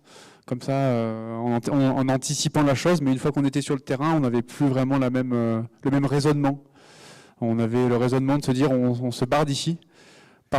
Pourquoi ? Parce que la retraite était quand même pas évidente, quoi. Ouais, je pense vraiment extrême dans la voie là, de redescendre. En gros, la constitution des relais, ça aurait posé quand même des problèmes parce qu'il n'y avait pas matière à ça, quoi. C'était pas extraordinaire. Donc, la sortie était vers le haut, quoi. La sortie était vers le haut. Et donc, on est descendu, tout ça. Il y a une vidéo, il me semble. Et voilà, on commence à descendre dans la versant sud-ouest. On va perdre vite de l'altitude. Même encore là, c'est quand même essoufflant. On n'entend pas trop ce qu'on dit là, je crois, non? Je sais pas. On n'a pas trop entendu. Mais en gros, le but à nous, c'était de vite perdre de l'altitude parce qu'on avait fait un grand dénivelé. On avait fait combien? 6007, on avait fait 600 mètres. Et à ces altitudes-là, avec l'organisme en faiblesse qu'on avait tous les deux, ça aurait été vraiment compliqué de faire une nuit là-haut. Ça aurait été sûrement un début d'œdème. Sûrement, quoi. Voilà.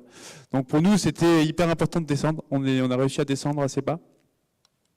Donc ça, c'est le premier bivouac confort qu'on a fait, qui était le 3e jour, donc dans la descente, là, sur la petite épaule avant l'arrêt filé. Donc bon, là, on s'imaginait être quand même bien tiré d'affaire, ça allait mieux. Là, la nuit était à 6006, il me semble. Donc on avait perdu 600 mètres, ce qui n'était pas négligeable. Ça nous a permis de se refaire la santé. Nous, cette journée-là, on rentre au camp de base et on hallucine un peu quand même de vous trouver déjà au sommet. Dans nos têtes, on était plutôt à les imaginer sur l'arête. C'est à ces altitudes-là, c'est vrai que les journées que vous avez fait, c'est une progression qui est rapide. Et voilà, on est rentré tu peux passer les photos. Hein. On est rentré au camp de base. Et on a essayé de gérer le pouce de Simon, qui était mal en point. Et moi, je suis allé retrouver les gars, du coup, quasiment la même journée, à la descente, pour apporter un peu de thé et 2-3 trucs. Oui, c'est vrai que quand un petit aparté sur le fait de se faire mal, là, c'est une bonne occasion de se rendre compte, parce que c'est pas grave. Mais déjà, on a pu... en tout cas, moi, c'était ma première expérience d'appel au secours depuis le Népal. Et c'est l'occasion de se rendre compte. Donc, je vous confirme que c'est pas facile d'arriver à avoir les bonnes infos. S'il faut déclencher un secours là-bas, voilà, on le sait. Hein, je pense qu'on le sait tous quand on part. Et entre le savoir et puis le faire, là, comme je vous dis, c'était pour un tout petit truc. Et ben, c'était quand même parlant. Voilà. C'est pas le téléphone satellite, c'est pas facile, et derrière on est quand même loin. Est-ce que, comme dans les Alpes, vous aviez une trousse de pharmacie, ou là c'est quelque chose que, par rapport au poids, on élimine direct du sac à dos pour soigner les premiers soins? Non, les 2 cordées, on avait une trousse à pharmacie qui est quand même assez conséquente finalement. C'est un truc sur lequel on n'avait pas trop. Les 2 cordées là-dessus, on n'avait pas trop lésiné. Et par contre, on n'avait pas de quoi faire tout ce qui est suture, extraction de corps externe et tout ça. Voilà. Et par contre, on a toujours un contact avec un médecin qui est médecin d'expédition. Et nous, c'était Camille Marot. Et elle nous a du coup conseillé par appel satellite sur ce qu'on avait à faire avec du carbone dans le pouce. Et puis au camp de base, on a une pharmacie encore plus conséquente, quoi. On a une pharmacie camp de base et une pharmacie d'ascension, quoi. Ouais, bon, je vous en ai déjà bien parlé tout à l'heure. Donc là, donc pour nous, c'est le dernier jour, c'est la descente. Binge, il a étonnamment hyper bien dormi. Moi, j'ai pas trop fermé l'œil. Je pense que j'étais excité là à l'idée de partir d'ici. Donc voilà. Donc là, Binge, il fait le point rouge. Là, c'est toute l'arête qu'on a descendue. Et donc voilà, qui était quand même finalement assez longue. Et il n'y a pas grand chose à dire. Là, il y a une petite vidéo, on voit. Les escalades de l'arête ouest, pas si facile. Je le mettrais dur, mais bon, là c'est comme si on faisait un liscam sans trace, un peu fatigué.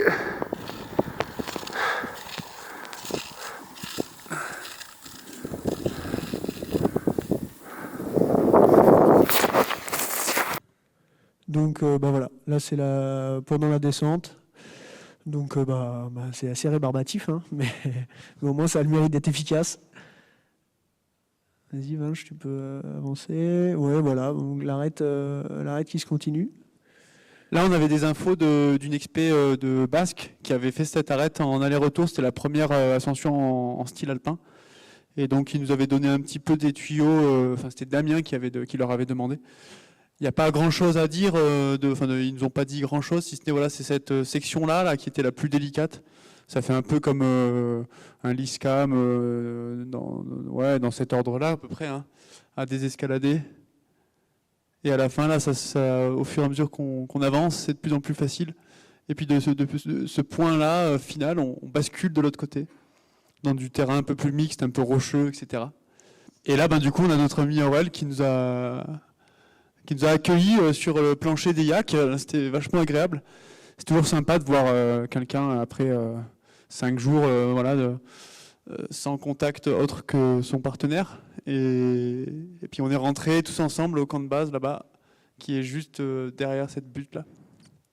Et puis j'étais tout juste Diplômé Canyon, et ça nous a permis de traverser une rivière qui avait un fort débit. J'étais ravi de pouvoir me servir de cette qualification à ce moment-là. C'est vrai qu'il faut se méfier des rivières en Himalaya, enfin comme ici, mais entre le matin et l'après-midi, il y a un énorme différentiel. Donc vous pouvez très bien le traverser le matin en vous disant bah, ça va le faire nickel, je referai la même chose l'après-midi si vous faites un aller-retour. Et puis l'après-midi, vous vous retrouvez un peu eu. C'est ce qui est arrivé une fois au camp de Chenjuga, j'étais tout seul et voilà. Le matin j'en avais au genou et puis l'après-midi j'en avais à la taille. Je faisais pas trop le fier. Ouais, bah ça c'est au retour donc au camp de base, on était avec tous les copains, c'est ce qu'ils appellent le summit cake. Donc voilà, c'est les cooks qui nous ont préparé un petit gâteau.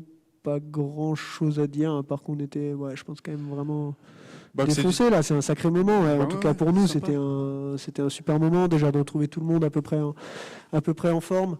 Je pense avec un peu d'honnêteté, un peu de nuance, parce que nous, on arrive d'un truc avec Binge qui sont peut-être les 4 plus belles journées d'ascension de notre vie, en tout cas jusqu'à maintenant. J'espère qu'il y en aura d'autres.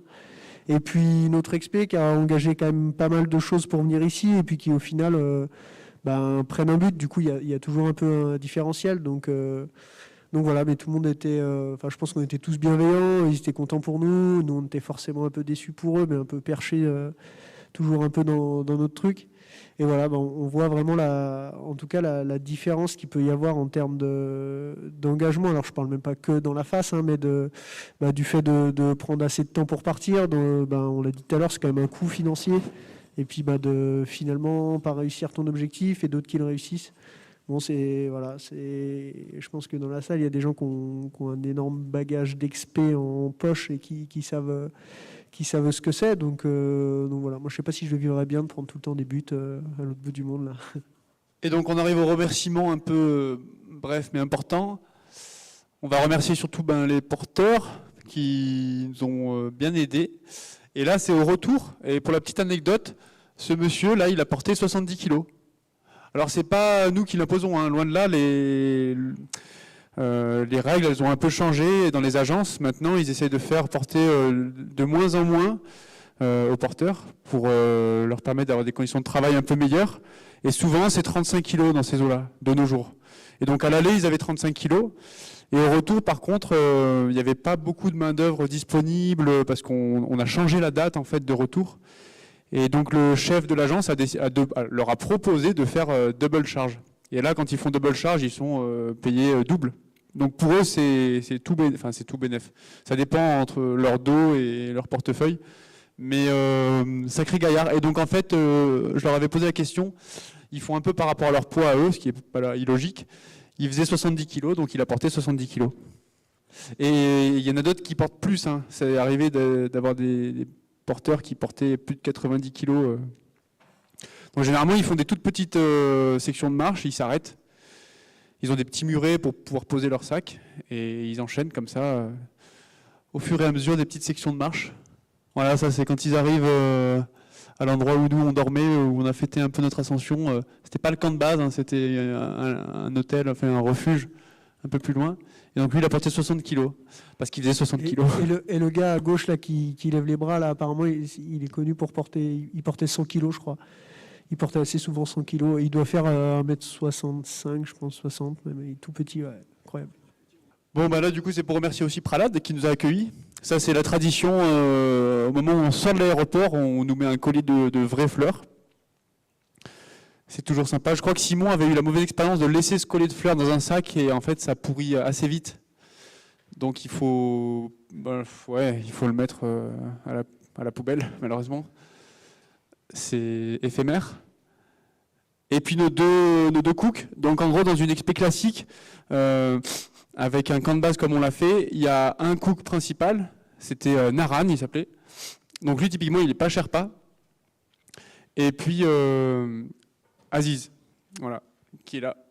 Et généralement Aziz faisait quand même beaucoup plus de choses que le cook principal. C'est-à-dire qu'il y avait généralement celui qui donnait les ordres et celui qui les exécutait.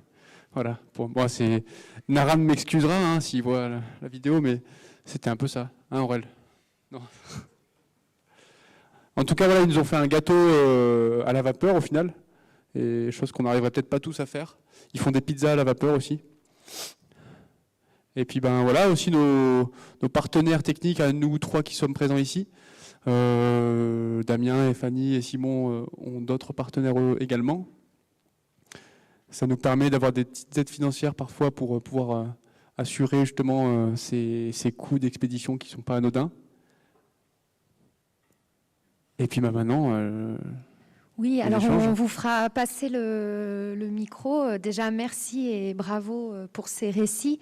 C'était aussi important pour nous à l'ENSA d'avoir ces deux récits en parallèle sur une même face où il y a une cordée qui peut-être décide de pousser le niveau du curseur de l'engagement un peu plus fort et une autre qui prend la décision de faire demi-tour au même moment, aux mêmes époques. Donc c'est pour dire que vraiment sur les mêmes faces, il y a beaucoup d'enjeux et beaucoup de prises de décision qui se font. Donc merci aux deux cordées d'avoir représenté les itinéraires et même le demi-tour, c'est important. On n'en parle pas assez, donc merci Aurel. Je voulais savoir justement, selon vous, parce que là vous avez eu deux nombres très différents, entre 4, on l'a déjà un peu pressenti, et 2 où finalement vous étiez chargé, sur la fin vous avez dû abandonner du matériel, et toi 4, c'était beaucoup de prise de décision, beaucoup d'inertie de groupe. Le bon format, c'est 3. Moi, j'ai un avis arrêté là-dessus, oui.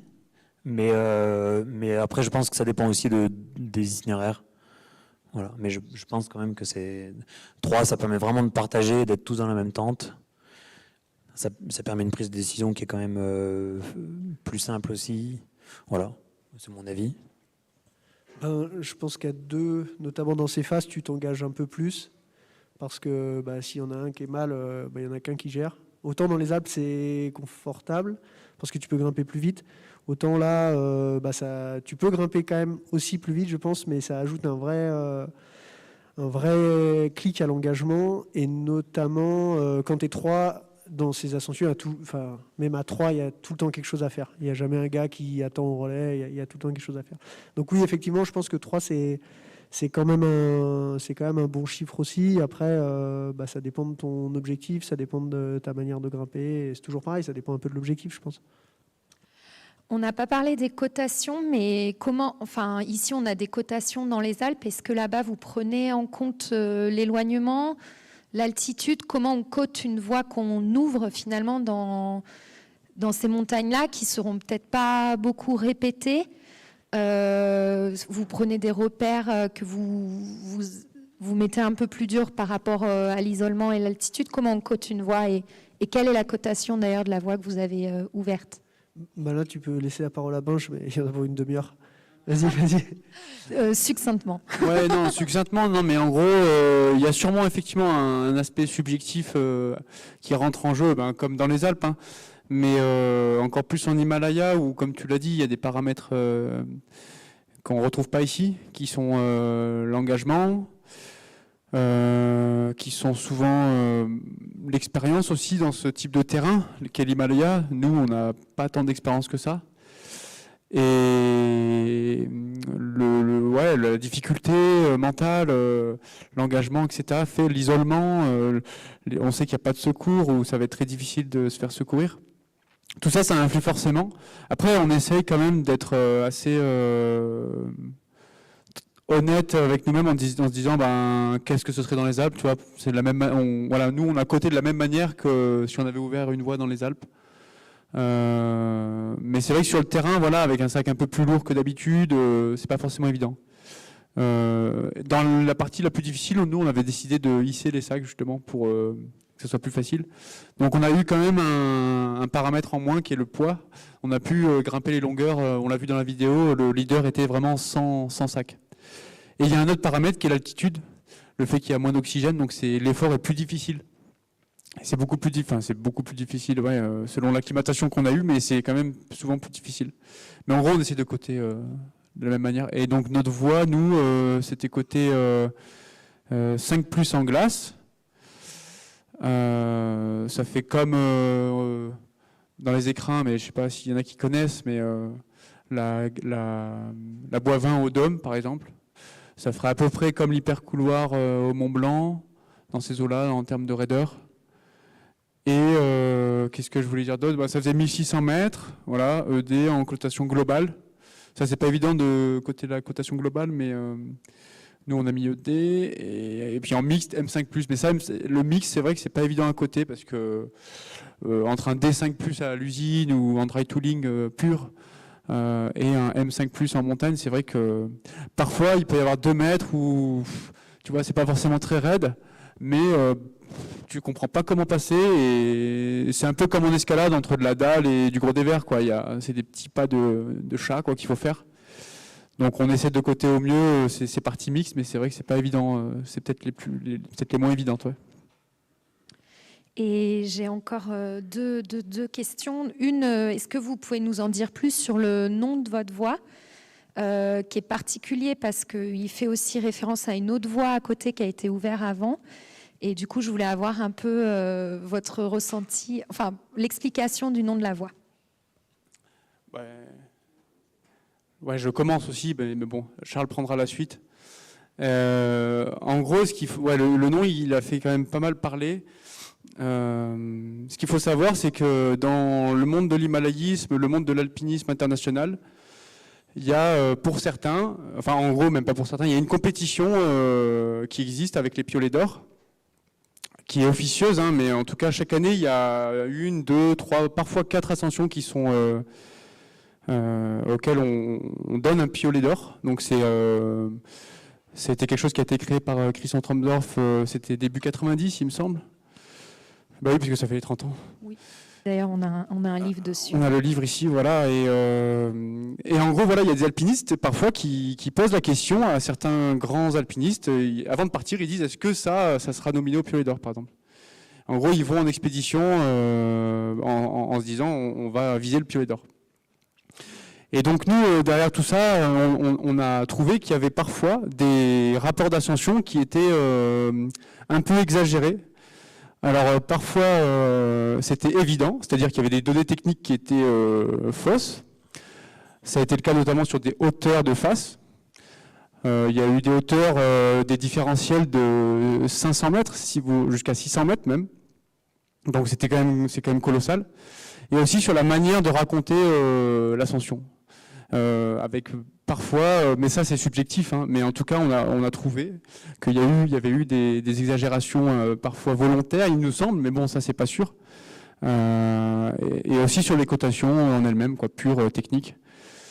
Voilà, ça c'est ce qu'on a observé, et en gros le sens qu'on a voulu donner à ce nom-là, c'était de sensibiliser tout le monde à se dire ça sert à rien d'être dans l'exagération, ça sert à rien de grossir ce qu'on a fait. Juste le nom de la voie, ça s'appelle À l'ombre du mensonge. Ouais, À l'ombre du mensonge. Voilà, À l'ombre du mensonge. Mais ça paraît un petit peu lointain là pour ceux qui sont peut-être ici, hein, mais voilà, quand on a le cas concret devant nous, c'est vrai que c'est pas évident à accepter, même si au fond, du coup, chacun fait ce qu'il veut. Mais finalement, en alpinisme, quand on partage quelque chose, on a envie, nous, en tant que personne qui lit ou qui regarde cette aventure, ce partage, on a envie que ça soit vrai, quoi. Enfin, moi, personnellement, quand je lis une histoire de quelqu'un qui est allé en montagne, j'ai pas envie de lire quelque chose qui soit faux, qui soit basé sur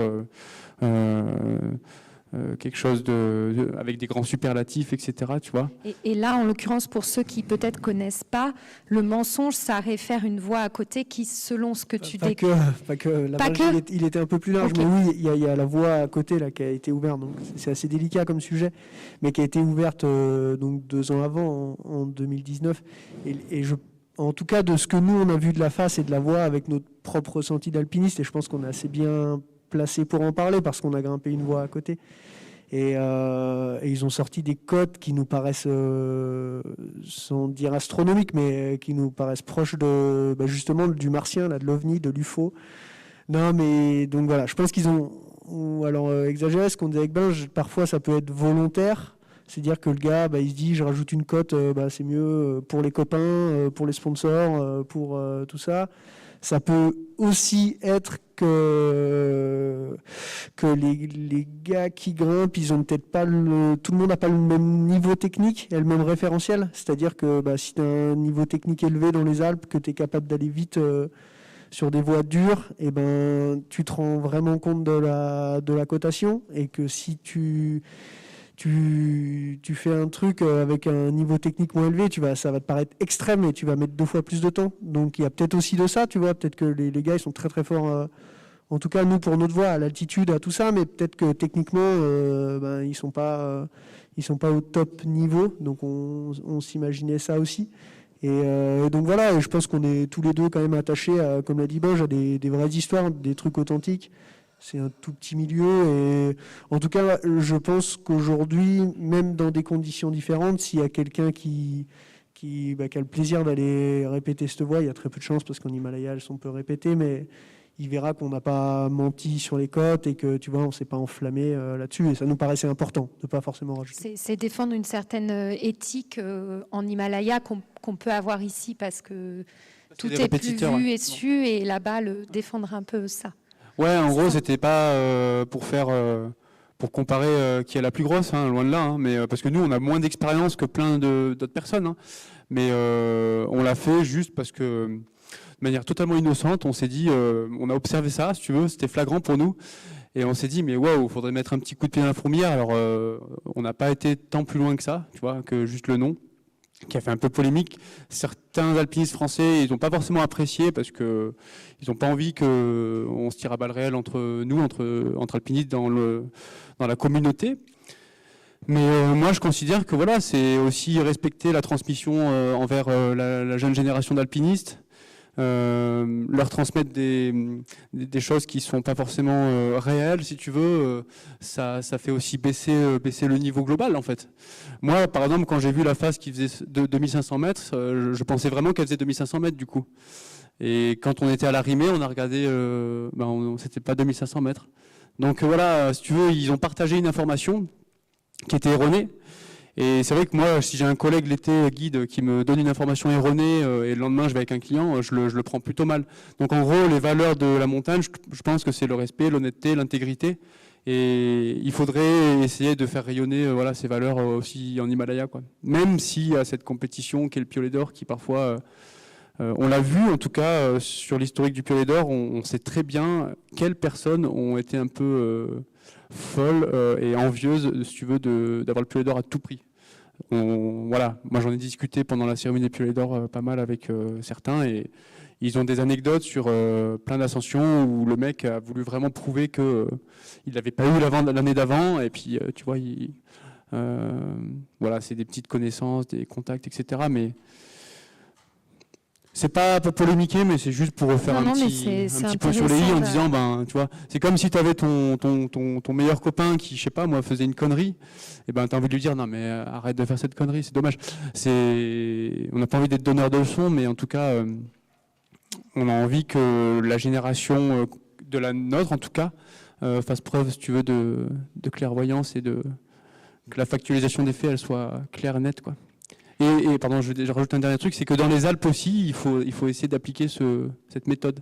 Parce qu'avec les caméras actuelles, les réseaux sociaux, etc., on a souvent envie d'embellir nos sorties, tu vois. Et donc voilà, tout simplement, transmettre ce message-là d'éthique et d'honnêteté. Ouais. Merci. Est-ce qu'il y a Je vais faire passer le micro dans la salle. Est-ce qu'il y a des questions pour nos alpinistes ici présents? Oui.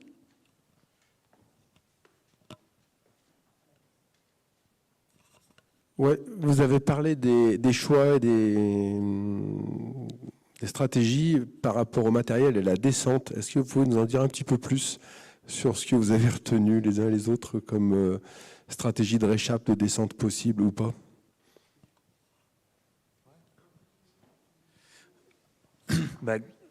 Clairement, eux, dès le départ, ils avaient donc décidé de sortir la voie et de sortir au sommet. Et ils avaient prévu dès le départ la descente par l'arête ouest. Et du coup, je pense que à mon avis, c'est la bonne façon de procéder là-bas. Parce qu'au final, si tu vois que tu butes le premier ou le deuxième jour, avec le matériel en bricolant, c'est peut-être pas un très bon moment, mais à mon avis, tu arrives à redescendre. Alors que nous, je pense qu'il y avait plus de doutes, en tout cas dans notre cordée. Il y a peut-être eu, on était 4, il y a peut-être eu plus de réflexion, plus de doutes, et donc on avait pris du matériel avec plus plus d'options. Voilà, on s'était dit, et si on sort pas au sommet, comment on fait? Et si on va pas au vrai sommet, comment on fait? Et si on peut pas descendre par l'arête ouest, comment on fait? Je pense que pour le coup, on avait plus de backup qu'eux en cas de problème. Voilà, ça c'est, à mon avis, c'est certain. Et du coup, on avait en plus, voilà, je te passe les détails, mais on avait des freins en plus, des broches en plus, de la cordelette en plus à laisser. On avait des pieux à neige à laisser. On avait pris quand même vraiment de quoi faire une descente sécu. Voilà. Et quand même, on l'a finalement pas regretté parce que finalement dans notre descente, on a eu un blessé. Donc Simon, il a pas pu désescalader la première journée qu'on a fait. Et donc on a grillé tout le matos qu'on avait prévu. En plus, on l'a finalement grillé pour descendre ces 300 pauvres mètres là. Donc c'est sûr que c'est des décisions à réfléchir ensemble, je pense.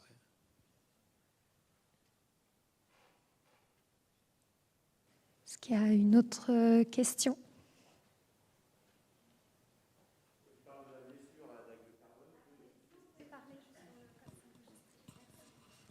Tu parles de la blessure. Donc, qu'est-ce qui s'est vraiment produit avec cette sardine en carbone? Ouais, c'est un piquet de tente. En le repliant, tu sais, tu fais les zigzags là, et puis en fait il a avec l'arceau, arceau de tente, pardon.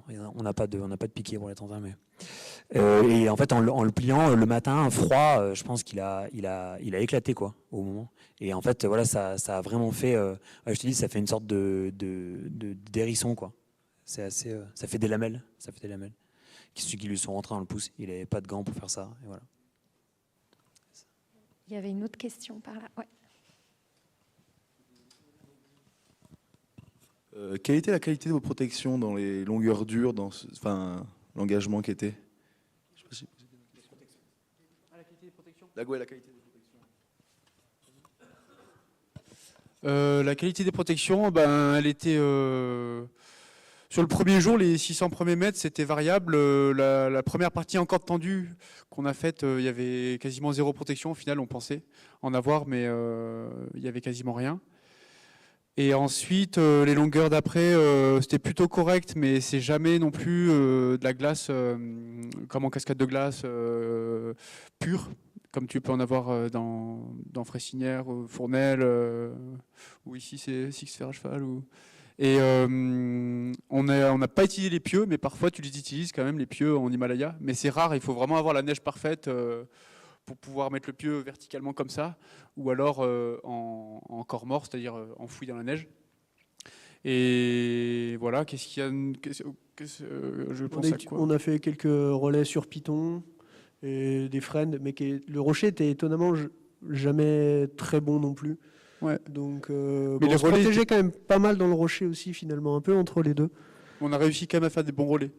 Oui, pour le coup, les relais. On a réussi à faire des bons relais, ouais, souvent quand même. Soit sur broche, soit sur Python, des freins aussi, des béquets, c'est arrivé. Mais à chaque fois, on a réussi à faire des bons relais, ouais.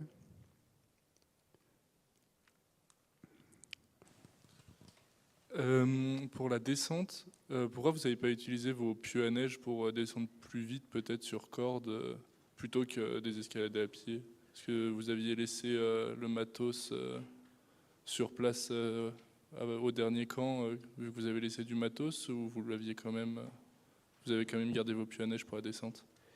Et on avait quand même nos pieux pour la descente, mais on les a pas utilisés tout simplement parce que c'est plus long à mettre, à installer qu'à désescalader, quoi. Là, en gros, on arrivait quand même à descendre, c'était pas très très dur techniquement, donc simultanément. Et en fait, on s'était posé la question en disant si vraiment la pente elle pue, notamment au début de la pente, on pourra peut-être faire des rappels. Et en fait, elle puait pas suffisamment pour qu'on utilise les pieux. Donc voilà, en tout cas à notre jugement. Mais ouais, mettre un pieu, c'est quand même pas anodin. De le mettre, comme je te dis, verticalement comme ça, t'as pas trop envie de descendre dessus. Faut une neige vraiment particulière. Et sinon, du coup, il faut creuser la neige, faire un corps mort, l'enfouir. et ça prend du temps, il faut sortir la pelle, etc. Nous, pour le coup, on savait qu'on pouvait descendre, donc on a jugé que c'était presque plus safe de désescalader plutôt que de se mettre sur un rappel qu'on trouvait un peu aléatoire, quoi. Vous avez parlé d'Artif dans la présentation. Enfin, quelles sont les cotations d'Artif c'était de l'Artif, ça aurait pu être libérable si tu veux, mais c'était une section où il y avait un peu de tirage sur la corde, j'avais pendulé comme ça, et en gros j'ai mis 3 freins comme ça, puis j'ai tiré dessus vraiment un peu à l'arrache si tu veux. Mais donc c'est de la zéro quoi, voilà, c'est de la zéro, ouais. Hein? Non, c'est juste quelques mètres, ça correspondait à 3 mètres. Et ensuite, du dernier frein sur lequel je me suis vaché, il y avait un plaquage de glace que j'ai mis mes piolets le plus haut possible. Et puis je me suis un peu tracté pour mettre mes pieds ensuite sur le rocher au début, puis après la glace, quoi. Et pour répondre à la question tout à l'heure là sur le matos pour descendre, généralement sur ces ascensions, on a une corde qu'on utilise pour hisser le sac, et qui nous permet à la descente de pouvoir faire des relais de descente, quoi. Donc on a généralement entre 50 et 60 mètres de corde entre du 6 mm et vous aviez du quoi? C'était du 7 ou du 7? Nous on avait du 4, non? Nous on avait du... Ouais, ça peut aller jusqu'au 4 aussi, mais c'est pas forcément conseillé. Non, ouais, en gros on a toujours de quoi descendre, de quoi faire beaucoup de relais au cas où, ouais. Et du coup, c'est des ascensions quand même qui demandent un sacré engagement, même peut-être un engagement total. Du coup, par rapport à votre famille, est-ce que c'est quelque chose dont vous faites abstraction ou au contraire, qui vous motive à fond? Et deuxième question, après avoir fait des ascensions comme ça, où on se rend compte que c'est quand même, on joue sur le fil. Vous voulez pousser encore plus loin ou peut-être ça vous suffit?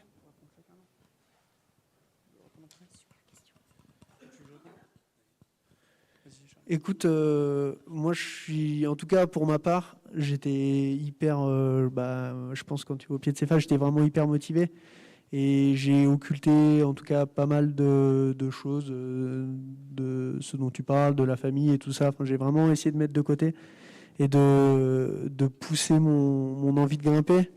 Alors après, où c'est que ça mène tout ça, forcément à d'autres expés, potentiellement à d'autres expositions assez importantes. Et après, à nous d'avoir le bon ou le mauvais côté de la chose, quoi. À un moment, savoir s'arrêter. En tout cas, moi, je suis encore hyper motivé pour grimper avec Binge et voilà. En tout cas, j'ai bien occulté les deux choses, mais comme je peux le faire dans les Alpes, en fait.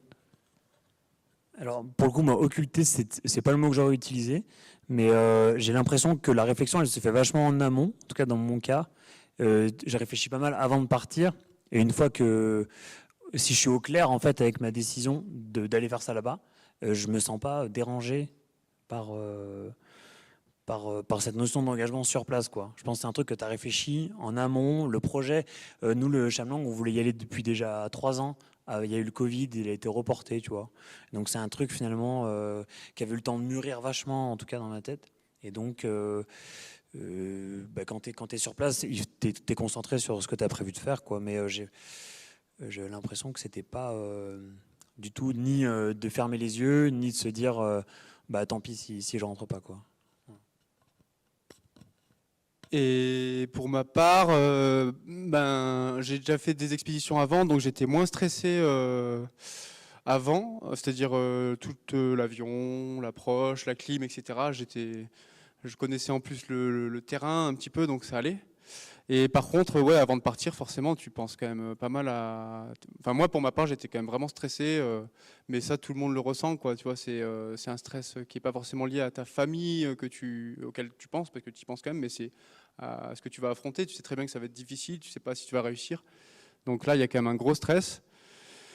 Et pour revenir en arrière encore, avant de partir, moi personnellement, ouais, j'hésitais quand même pas mal l'été. Il y avait le Covid, tout ça, mais il y avait aussi, est-ce que j'avais vraiment envie de me remettre dans des situations comme ça, parce que je savais à quoi ça ressemblait, je savais que c'était pas forcément toujours très drôle, quoi. Et au final, j'ai pris la décision d'y aller. Bon, écoute, je l'ai plutôt bien vécu, même si ça a été pas facile, je trouvais. Et maintenant, je dirais que j'ai peut-être envie d'y retourner, mais de laisser un peu le temps, si tu veux. Par exemple, Ben Guigonnet qui était venu ici au NUPC, j'ai écouté le podcast là, qu'il a fait sur le NUPC, il a mis 2 ans avant de se réengager dans une expédition un peu similaire. Parce que ça lui avait pompé trop de jus, trop de jus mental, psychique, et peut-être qu'il ne comprenait pas pourquoi il est allé. Enfin, je ne sais pas exactement, mais en tout cas, il a mis 2 ans avant d'imaginer y retourner. Et voilà, moi j'aimerais bien y retourner, mais peut-être pas forcément dans 5 mois. Et j'aimerais bien essayer des choses un peu plus faciles, parce que de se mettre dans des phases comme ça, ouais, ça inclut quand même beaucoup de choses. Faire des choses un peu plus faciles, que ce soit en ski, tu vois, sur des pentes un peu moins raides, etc., moins longues, ben c'est pas le même délire, et ça peut être une autre porte ouverte, quoi. Et tu dis, ouais, ben c'est ça, on a répondu à la question. Oui, bon, du coup, l'heure a pas mal filé. Vous aurez l'occasion d'échanger s'il y a encore des questions avec nos protagonistes. Je crois que vous aviez encore des diapos. Oui. Je ne sais pas si tu veux ça, c'est la vidéo. Bon, en parler. Non, ça, on peut changer. Et ça, c'était le petit dessin qui évoque, en fait... c'est pour comprendre pourquoi on a nommé cette voie comme ça. C'est Samy Vell qui avait dessiné ça. Donc c'est vieux comme le monde, hein, ce problème, ce défaut des humains de vouloir toujours exagérer par péché d'orgueil, etc. Donc vous avez un premier dessin à gauche, c'est comment ils l'ont fait, leur première. Et puis à droite, c'est comment ils la racontent. Donc on avait trouvé ça assez rigolo. C'était Rodolphe Popier qui nous avait filé le dessin. Rodolphe Popier, c'est quelqu'un qui s'occupe de l'Himalayan Database, entre autres, et qui du coup est en charge de référencer toutes les ascensions qui sont faites en Himalaya. Et aussi dans le monde, hein, mais principalement en Himalaya, et surtout, il est très spécialisé Népal, ouais. Donc voilà. Et après, la dernière, c'est Simon, voilà, qui n'est pas là. On lui fait un petit coucou. Il va peut-être intégrer le 15 de France d'ici peu. Il est au courant ou pas? Non. Ah, on le salue. Voilà. Ça, c'était, voilà. Et aussi, ce cycle de conférences, il est lié à la bibliothèque de l'ENSA, qui a de nombreux ouvrages, notamment sur l'Himalaya, et qui est ouvert à tous. Donc, vous pouvez y passer quand vous voulez. C'est ouvert l'après-midi. On a sélectionné 3 livres qui sont corrélatifs au sujet de la conférence de ce soir. Un sur les piolets d'or, qui permet de comprendre un peu plus ce système de César pour alpinistes. Un autre sur les sommets du Népal, où là, ça peut vous donner des idées, les jeunes et les moins jeunes, d'ascension. Un peu global, il y a beaucoup de choses qui ne sont pas aussi extrêmes que ce qu'on a vu ce soir, donc feuilletez-le. Et l'Himalaya en style alpin, qui reprend un peu cette éthique, et les plus belles voies de l'Himalaya aussi, donc ça peut vous donner des idées. Je tiens vraiment à vous remercier tous les 3 d'être venus, d'avoir pris le temps de partager cette ascension qui a marqué l'automne, parce que c'est quand même une ascension extrême, et je ne serais pas du tout surprise de vous retrouver dans la prochaine édition du livre des piolets d'or. Donc merci à vous.